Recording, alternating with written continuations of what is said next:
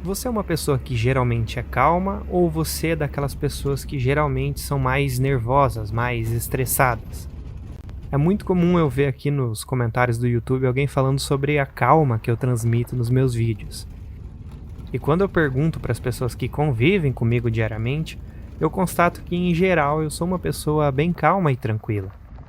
Mas qual é a razão dessa calma e tranquilidade?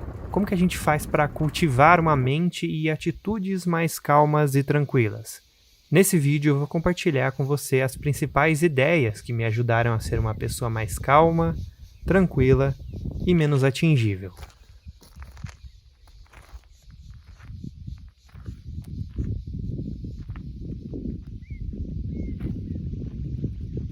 É importante entender primeiro que aqui nos vídeos, na maioria das vezes eu estou num momento relaxado, assim como esse momento aqui. E que eu não sou esse cara 100% do tempo sorridente, sabe? Mas como eu falei, as pessoas que convivem comigo me consideram um cara calmo. E pensando sobre isso, tentando entender o que causa essa impressão nas pessoas, eu cheguei à conclusão de que um dos principais aspectos que fazem eu parecer um cara calmo é o controle da reatividade.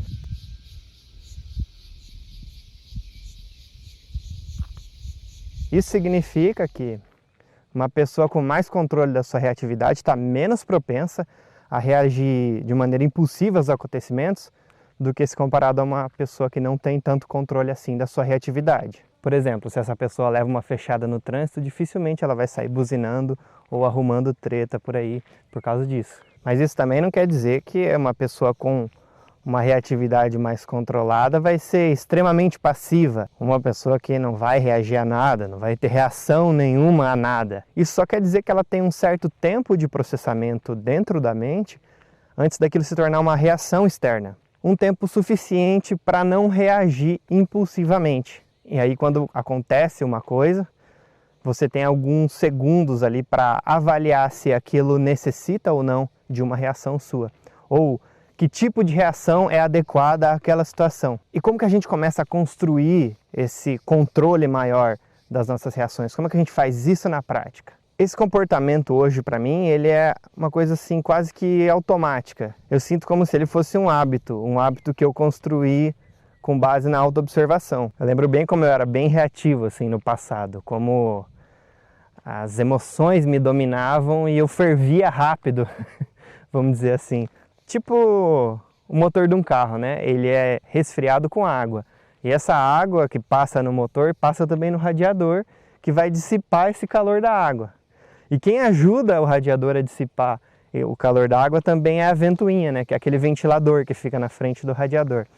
Eu sinto que uma pessoa com menos controle da sua reatividade, uma pessoa mais reativa, é como se ela não tivesse a ventoinha do radiador, o ventilador lá. Então ela ferve mais rápido, ela está mais propensa a ferver quando acontece uma situação que fere ela. Eu lembro que nessa época tinha um colega de trabalho que me zoava assim, e eu reagia instintivamente assim. Ele falava qualquer coisa assim para me ofender, né? Meio que na brincadeira, mas também para encher o saco mesmo. E eu rapidamente já reagia assim. E logo depois de ter reagido, na maioria das vezes eu me arrependia por ter percebido como aquela reação foi irracional, instintiva, como foi realmente uma reação desproporcional e principalmente uma reação desnecessária. Eu via que aquela resposta ela não partia de um lugar racional. Ela era totalmente dominada pela raiva. E o ponto de virada para mim foi quando eu comecei a me observar. E isso aconteceu basicamente porque eu tive contato com umas ideias budistas que me mostraram o poder da autoobservação, que é basicamente o ato de você se observar como se você estivesse fora de você, né? Na maior parte do tempo, a gente está dentro da gente mesmo, convivendo com as nossas emoções, com os nossos pensamentos, com as nossas racionalizações, a gente está ali no meio daquilo tudo. E para algumas pessoas, a vida se resume a esse estado mental. Mas o que eu fui entendendo conforme eu fui aprendendo mais sobre autoconhecimento é que é possível sair desse estado de pessoa que está sentindo, pensando e racionalizando e se observar de fora, como se você fosse uma outra pessoa. E mais do que isso, eu entendi como é necessário se observar de fora para que a gente possa entender a nós mesmos com mais profundidade. Por exemplo, quando alguém te ofender, quando acontecer uma situação dessa que a emoção surge, tenta se observar, tenta entender esse processo, como esse processo acontece. Mesmo que você tenha reagido impulsivamente e não conseguiu controlar, logo após o acontecimento, tenta olhar de uma maneira mais... tenta observar o processo, como que ele aconteceu, tenta remontar ele na sua cabeça. Em vez de focar no outro, naquele que te ofendeu, você foca nesse processo de combustão que acontece dentro de você que gera um sentimento. Se você começa a olhar para esses processos com mais detalhe, você começa a ter mais dados sobre você mesmo. Você começa a entender os mecanismos por trás dessa ofensa, do porquê você ter se ofendido ou se atingido tanto por aquilo. E esse hábito de se observar também não se limita só a esses momentos de ira, né? Esses momentos de sentimento de raiva ou qualquer coisa do tipo. Mas em qualquer outra situação, o ato de se observar vai te ajudar você a compreender você mesmo de uma maneira mais ampla e menos emocionada. Então uma coisa legal que eu vi o Leandro Carnal falar uma vez, que é quando uma pessoa te ofende, te insulta, existem duas possibilidades. Ou ela está falando a verdade, ou ela está falando uma mentira. Por exemplo, alguém diz que a mãe dele é uma pessoa de moral duvidosa, ou seja, chamam ele de filho da...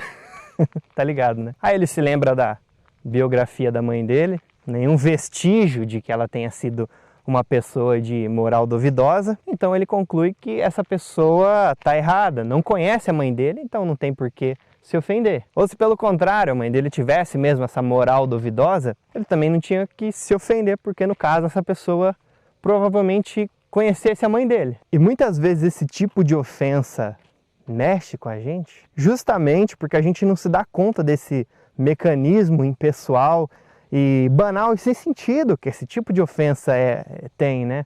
Que esse tipo de ofensa é baseado. No calor do momento ali, a gente não consegue fazer essa racionalização de perceber como essas ofensas são rasas e são sem fundamento lógico. Mas voltando aqui ao ponto principal da reatividade. Eu acredito que o ato de se observar em profundidade, de prestar atenção em você, de prestar atenção nas suas ações, nas suas reações, nos seus pensamentos, ajuda a criar esse espaço de tempo que eu falei, que acontece entre uma ação que fazem com você e a tua reação. É exatamente esse ato de autoobservação que cria essa capacidade de não reagir e ter alguns segundos para pensar sobre essa reação, para avaliar que tipo de reação é a mais adequada para o momento em questão. E como eu falei, mesmo que aconteça, que continue acontecendo de você reagir impulsivamente, tenta olhar para isso de fora depois do acontecido. Busca entender o que aconteceu e tenta compreender essa situação de uma maneira mais observadora e racional, tentando ser imparcial, sabe? Como se você fosse mesmo outra pessoa, como se você não tivesse relação com o fato. Você tenta reconstituir o que realmente aconteceu ali. Essas investigações são um dos pilares do processo de autoconhecimento. Essa palavra autoconhecimento pode até ter sido meio que banalizada nos últimos tempos na internet, mas que é um dos principais materiais, um dos principais recursos para ser uma pessoa menos atingível, se a gente pode dizer assim. E como disse o Karnal, eu só posso me ofender se eu não me conhecer. Presença. Eu acredito que um dos maiores desafios do nosso tempo é estar presente, é estar por inteiro no momento. Simplesmente porque a gente tem uma fonte inesgotável de estímulo. E a gente vicia muito nisso. Esses dias eu fui na pizzaria, tinha uma família inteira assim na mesa.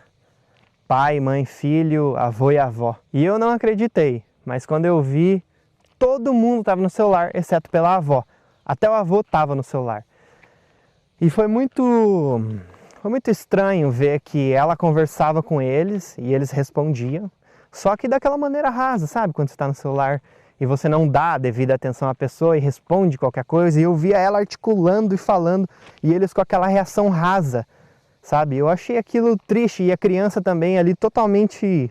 Criança pequena, devia ter, sei lá, 5 anos, 7 anos. Totalmente submersa ali no celular, junto com a mãe, com o pai e com o avô. Que outra coisa isso significa senão um vício pelo estímulo, uma desvalorização do presente e do tempo?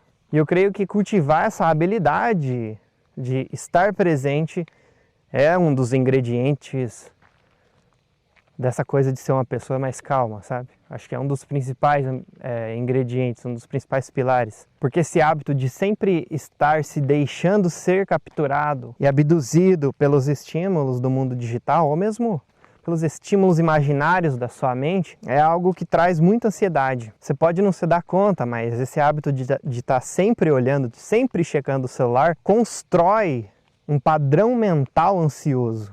A tua mente se acostuma com isso, se acostuma com essa necessidade da novidade a todo momento, a todo instante.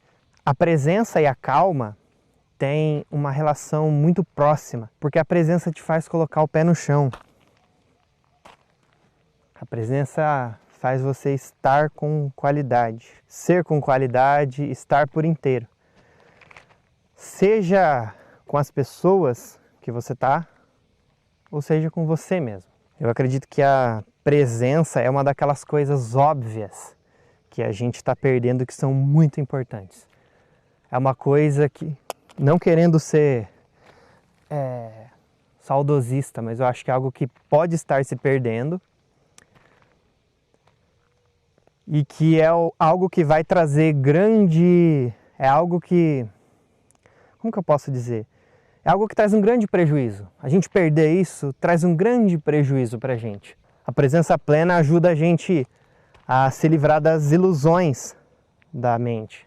A presença ajuda a gente a criar menos ilusões e ver as coisas como elas são. E também não me entenda mal, eu não acredito que esse negócio de celular, de internet, é algo que é o fim da humanidade, que tudo vai acabar por causa disso. Eu não vejo isso de uma forma apocalíptica.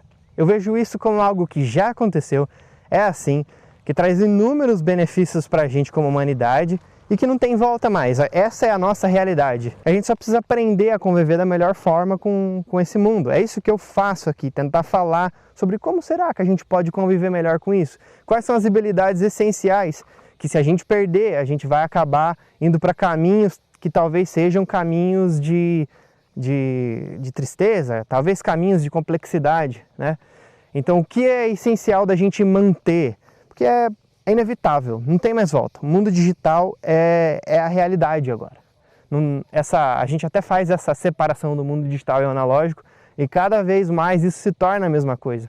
E por isso que eu bato tanto na tecla da necessidade da gente continuar tendo habilidades como a presença que vão fomentar na gente um cotidiano mais saudável mesmo em meio ao mundo digital. A presença é importante e o mundo digital, o vício no mundo digital nos atrapalha de fomentar a presença. Mas como que a gente faz na prática para ser uma pessoa mais presente? Cultivar a presença é fomentar conscientemente esses momentos de presença no nosso cotidiano. É simplesmente separar um momento do dia para não fazer nada, para só estar, para só ser você, para só ficar com você. É principalmente ficar um tempinho sem celular, sem computador. É focar em uma só tarefa quando você trabalha, é deixar essa, entre aspas, ilusão da multitarefa de lado. É fazer coisas triviais com presença, por exemplo, quando você for tomar um gole d'água, um copo d'água. Observa o que acontece na tua garganta quando você ingere a água. Qual é o movimento que o músculo faz?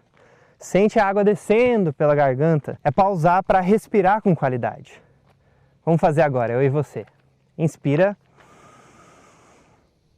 Segura. Expira. Mais uma vez. Inspira. Segura. Expira. Inspira. Segura. Solta pela última vez. Viu? Só com isso você já se sente mais presente. Você já se sente mais no momento, capaz de de estar um pouco mais, com a mente um pouco mais clara.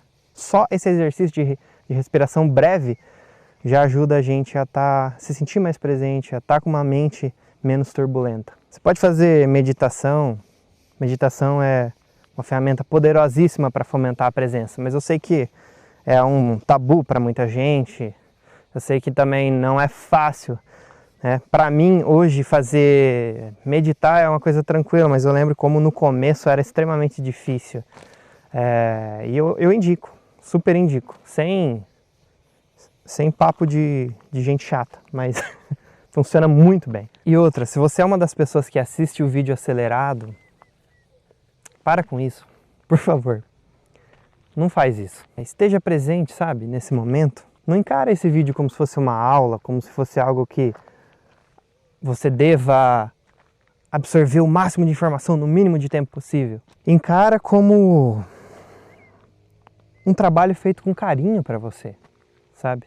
Como uma mensagem de um amigo. Se você fosse sair com um amigo, você ia querer acelerar essa conversa? É a mesma coisa. Aqui não é o EAD que você quer passar a aula para frente. Nem lá eu acho que você devia fazer isso. Mas não faz isso não. Sabe, eu parei para pensar numa ideia legal para compartilhar com você. Sabe, eu parei diversas vezes para escrever tudo isso que eu estou falando com você, para escrever o roteiro disso aqui. Eu peguei meu carro, saí de casa, vim para cá, para esse lugar bonito, para a gente conversar num lugar que possa inspirar mais presença, mais calma, para você acelerar o vídeo. Entendeu? Sabe, eu só queria, não é sermão não, eu só queria ampliar um pouquinho, trazer da minha parte o que eu estou fazendo, sabe? Não é uma aula, é só uma conversa entre amigos. A vida não precisa ser só aceleração. Até, não sei se você assistiu o meu último vídeo chamado 7 hábitos que roubam a sua paz e você nem percebe. Vou deixar no card no canto superior direito do vídeo. E um dos hábitos que eu falo que roubam a sua paz e você não percebe é a pressa perpétua. E não se renda à pressa perpétua. Eu espero que esse vídeo tenha te trazido algo bom, que essa nossa conversa carinhosa tenha pelo menos te trazido alguma ideia que você possa aplicar nos seus dias. E espero que você consiga ser cada vez uma pessoa mais calma. Muito obrigado por você estar aqui até agora. Não esquece de comentar, isso é muito importante para mim. Quando você comenta, essa conversa nossa deixa de ser um monólogo e passa a ser uma conversa de verdade. Eu leio absolutamente todos os comentários. Então não deixa de comentar para que a gente possa fechar esse ciclo de comunicação. Tá bom? Muito obrigado. Até o próximo vídeo. Falou, fica com a vista aí.